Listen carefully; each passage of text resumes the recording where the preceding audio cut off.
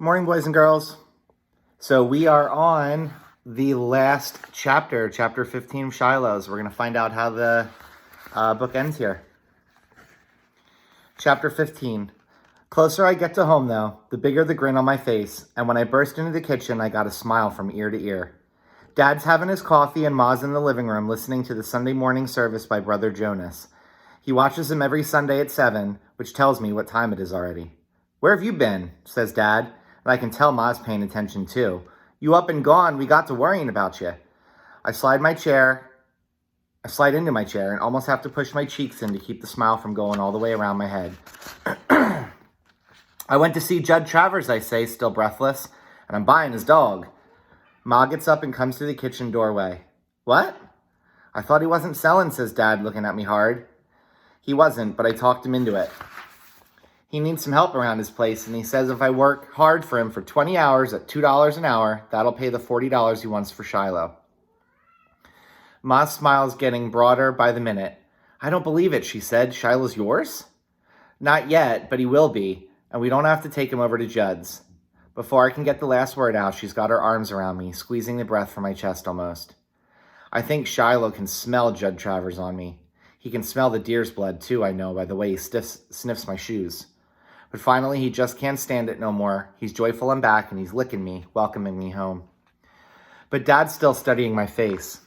"I can't figure it out, Marty. Judd seemed pretty definite about keeping that dog. What was said between you two?" I really didn't want to lie no more.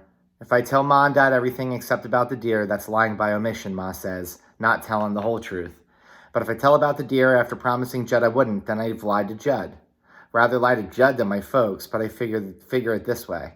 Dad wouldn't report Judd even if he saw him shoot a doe out of season, because that's the way it's always been around here. That don't necessarily make it right, of course, but with him feeling that way, nothing's going to change if I do tell him about Judd and the deer, because I promised not to. I don't. Right now, the most important thing to me is Shiloh. Told him I wasn't going to give Shiloh back no matter what, I tell Dad. They sure are staring at me now, him and Ma. "You said that to Judd Travers?" Dad asked, scooting back in his chair. Only thing left to say. Only thing I could think of that I hadn't tried already. Was going to tell him how he could take me to court, and I'd tell the judge how he kicked his dogs, but I didn't have to go that far. I guess he really needs help around his place. Ma turns to Dad. "You know, I think it's because Shiloh was hurt. He thinks he figures that dog's never going to be what it was, and that's why he's willing to let it go. Figured he got rid of a lame dog, and the best of a bargain, too." "That's what I figured, too," I say. And at last, Dad begins to smile. "So, we've got ourselves a new member of the family," he tells me, and that's about the nicest thing I heard said in this house in my entire life. Then Becky and Darylyn wakes up, sad-faced because they think we got to take Shiloh over to Judd's. I tell them the news, and Darylyn, she starts dancing. Becky joins in, whirling herself around, and then Shiloh, smiling his dog smile, everybody whooping and carrying on. Ma turns off the TV and makes waffles, with a big pat of margarine in the center of each one and hot homemade brown sugar syrup filling the plates. She even makes a waffle for Shiloh. We're going to make that dog sick if we're not careful. Now, all we got to do is worry about how we can afford to feed him as well as ourselves, Dad says finally. But there's food for the body and food for the spirit, and Shiloh sure enough feeds our spirit. We just about pet Shiloh to death. Every time he turns around, someone's got a hand on him somewheres. I take him out for his first gentle run since he got hurt, and once up on the hill, him running free, the good feeling inside me grows bigger and bigger until I have to let it out.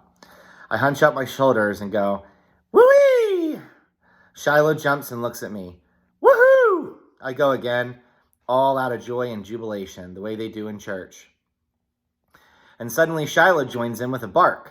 A pitiful kind of bark, like he's got to be taught how to do it, but a happy bark, and he's learning. Only bit of sadness left for me is the deer. Wondering, too, about whose business it is when someone breaks the law. Wonder if Dad wouldn't never tell on Judd, no matter what he'd done. Bet he would. There's got to be times that what one person does is everybody's business. Monday afternoon at 3 o'clock, I'm waiting on Judd's porch when he pulls up. All his dogs is chained out to the side of the house, and they get to barking like crazy. I don't try to get near him, because a chained dog can be mean. I've already restacked Judd's woodpile. but he wants me to do it again. Put the big pieces here, the little ones there. He's looking mean and grumpy. Like maybe he's disgusted with himself for letting me have that dog so easy. When I finish the wood pile, Judd hands me the hoe. You see that garden over there? I nod. You see that corn? I want the dirt chopped up so fine I can sift it through my fingers, he tells me. Now I see what he's getting at. He's going to make it so there's no way that I can please him. I'll put in my 20 hours and he'll tell me my work wasn't no good and he wants his dog back. I hoe until I get blisters on both hands, sweat pouring down my back. I wish I could do my work in the early morning before the sun's so fierce, but I don't complain. I take off my t-shirt finally, wrap it around my head to keep the sweat out of my eyes, and I keep on. Shoulders so red I know they'll hurt worse than anything the next morning, and they do. Next afternoon, Judd sets me to scrubbing down the sides of his trailer and his porch, shining up the windows and raking the yard. He sits in a folding chair in the shade, drinking beer. Don't even offer me nothing, even water. I hate him worse than the devil. My mouth is so dry it feels like fur. On the third day, though, he puts out a quart jar of water for me when I go to pick his beans. I've been over them rows so long, dropping beans into a bucket, I think I'm going to be bent like that for life. When I'm through, Judd sort of motions to the porch like I can sit there if I want while I drink my water. I almost fall into that porch, glad to be in the shade. Looks like you got yourself some blisters there, he says. I'm okay, I tell him, and take another long drink. How's Shiloh? He asks. First time he's ever called the dog by that name. He's doing fine. Still got a limp, but he eats good. Judd lifts his beer to his lips. He would have been a good hunting dog if he could have just kept him home, he says. My other dogs never run off. I think about that for a while. Well, I say finally, each one's different. That's the truth. Kick one and he just goes under the porch for an hour. Kick another and he runs off and don't come back.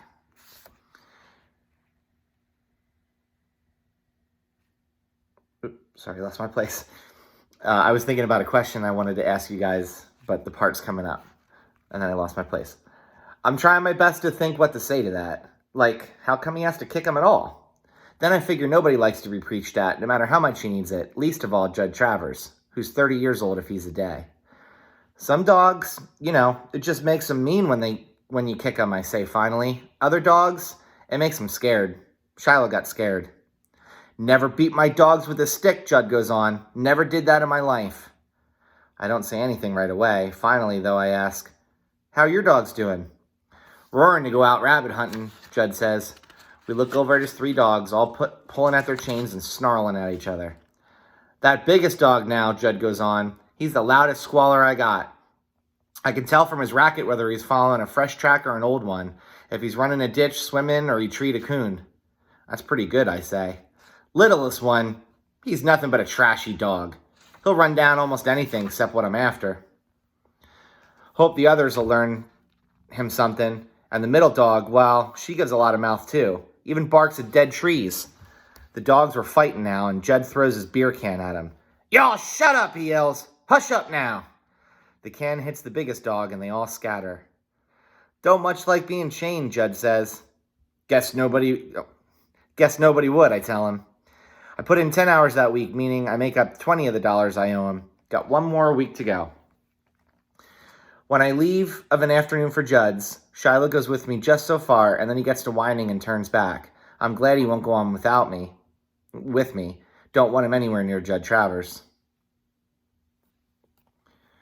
So the question I was thinking of asking you is, I thought the part was coming up, but it might have been earlier in the book. If you remember, Judd was talking about how he was beat by his parents when he was a kid, and I told you, and I remember I said, you almost start to feel sorry for him, that even though he's kind of a jerk, you kind of see where he gets it from and why he treats his animals and even people the way that he does. That was what I was thinking about asking you when I lost my spot. Monday of the second week, it seems like Judd's out to break my back or my spirit or both. This time he's got me splitting wood. I got to roll a big old piece of locust wood over to a stump on his side yard, drive a wedge into it, then hit the wedge with the sledgehammer again and again and again until the wood falls apart in pieces to fit in his wood stove. then another log, and then another. And if any of you have ever done that, I have. I've chopped wood in my backyard for my fire pit. That's, if you do it for a couple hours, that's back-breaking work. It's pretty, it's tough work. So he's going to be pretty tired and sore. I can hardly get the sledgehammer up over my head, and when I bring it down, my arbs are so wobbly that my aim ain't true. Almost dropped the hammer. This ain't a job for me, and if Dad saw what Judd was making me do, he'd tell him it wasn't safe for a kid to do.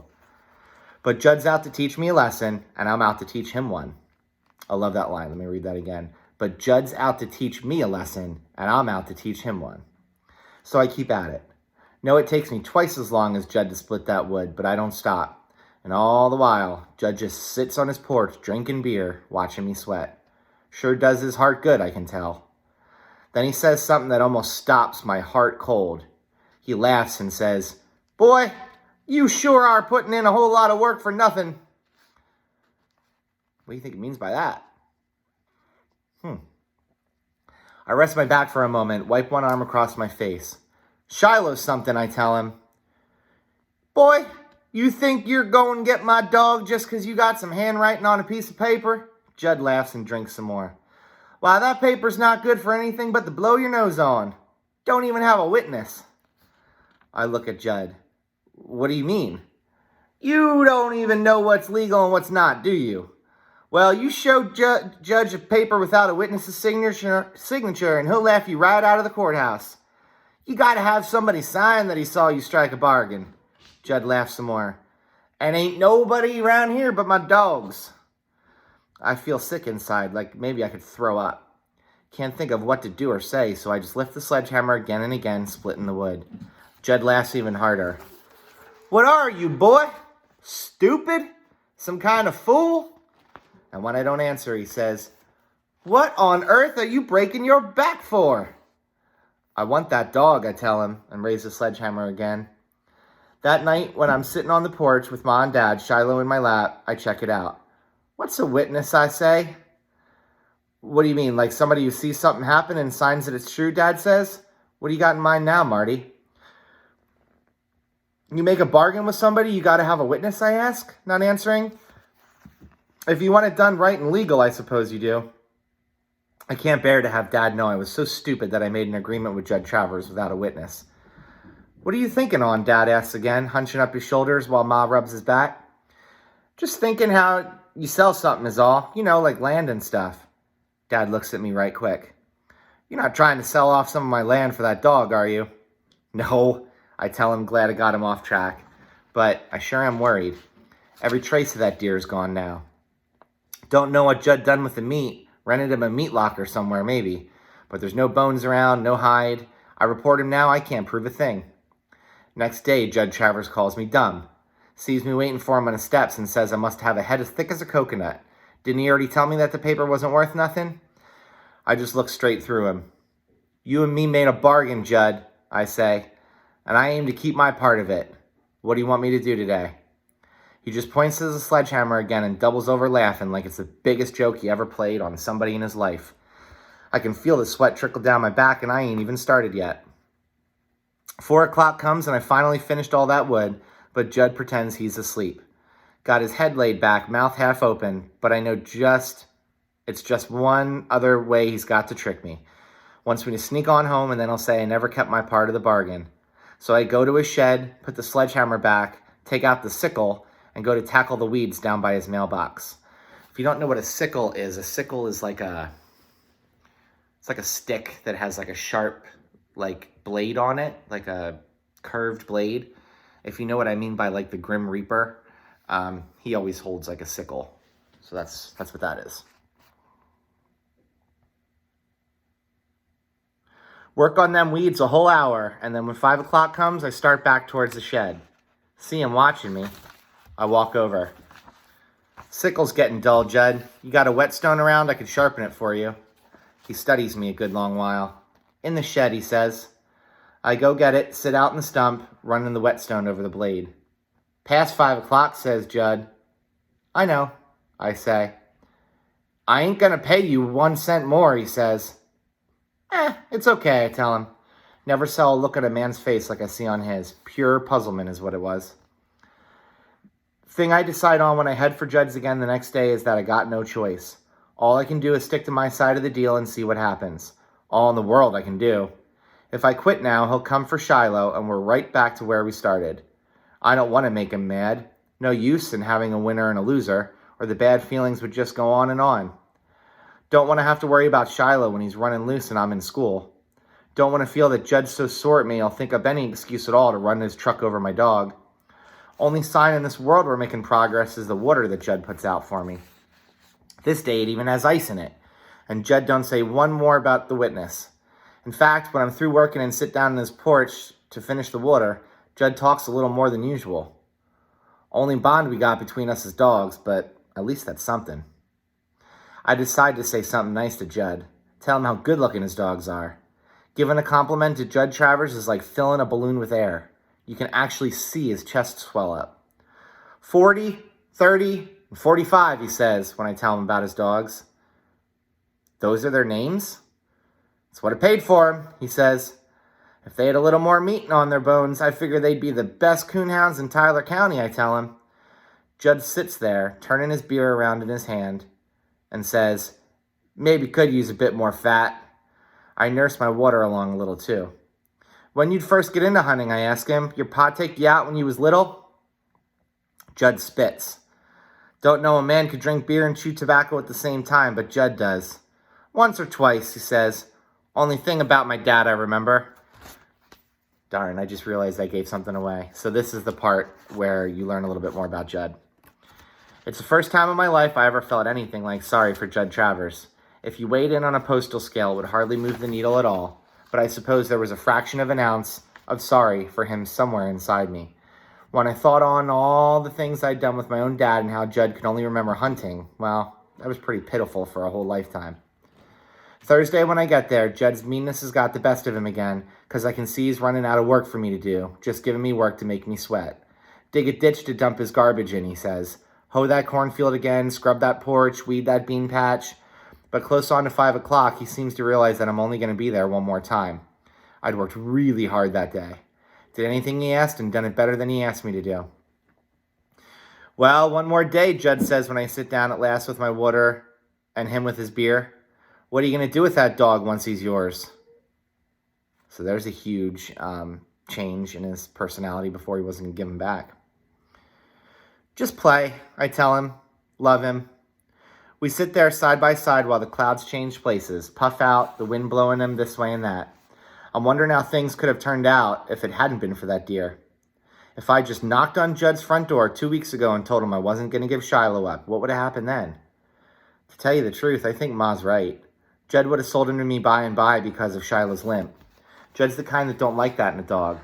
Says he don't want a dent or a scratch in any kind of his pickup truck. Makes him look bad, he thinks. His truck's got to be perfect to make up for all the ways he's not. The last day I work for Judd, he inspects every job I do, finds fault with the least little thing.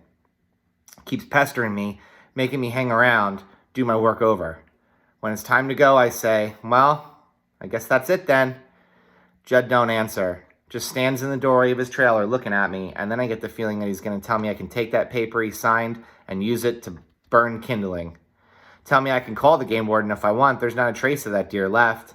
The 2 weeks of work I put in for him was just long enough for the rain to wash away all the blood, for the field grass to spring back up again where the deer was shot. He don't say anything, though, so I start off for home, chest a bit tight. Now, just hold on a minute, says Judd. I stop.